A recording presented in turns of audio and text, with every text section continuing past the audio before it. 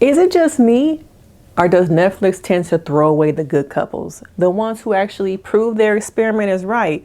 Now, I want to look at some of the couples who said I do and where are they at now? And did Netflix just throw them away and focus more on drama, sensationalism, and the toxicity of this franchise? So sit back and let's look at some of the couples who are still together from a therapist perspective.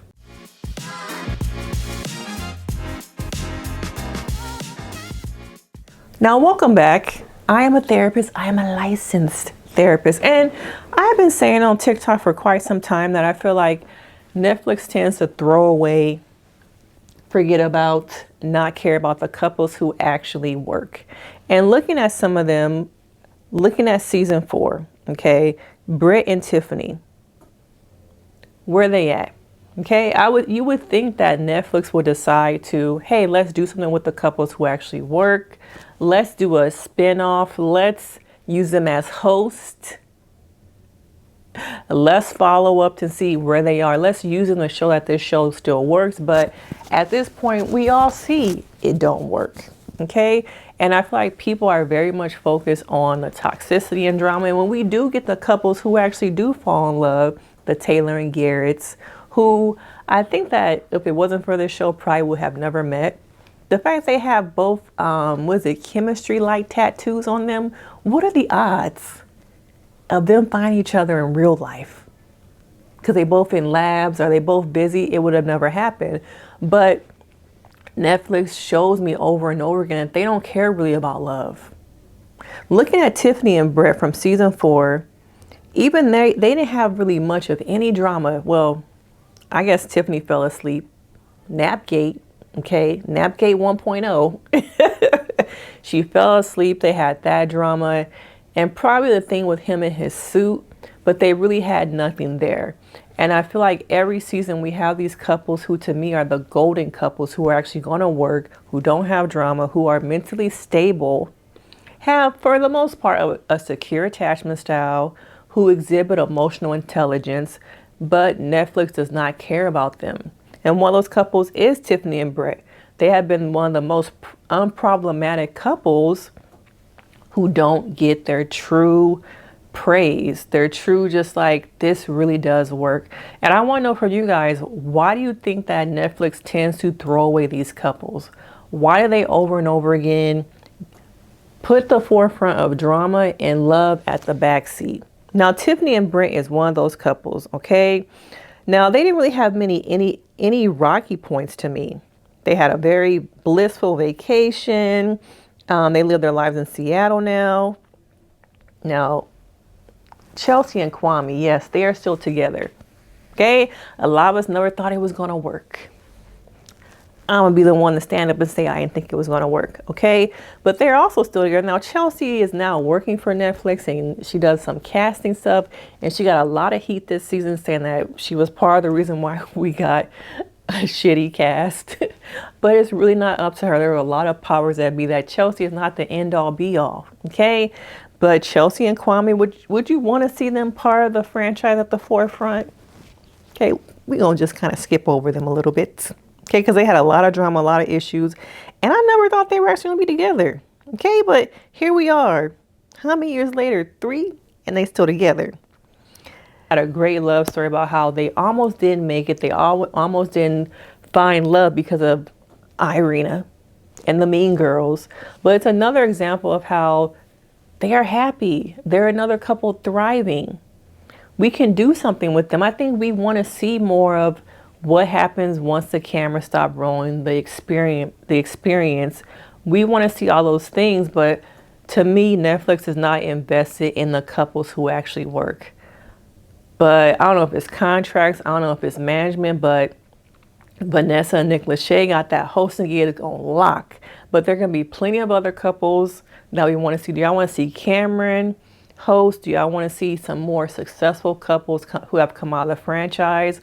Where are they at? Show us the real love stories. Who else we got? We talk about Zach and Bulls who are actually still together, that we just don't see more of. And I don't know why we focus so much on people that don't matter. the drama, I guess. People are so focused on drama, sensationalizing, making videos. But even in season 1, Cameron and his wife, how come we don't see more of them? Now, at this point, I think they tired of the franchise and they have decided to move on.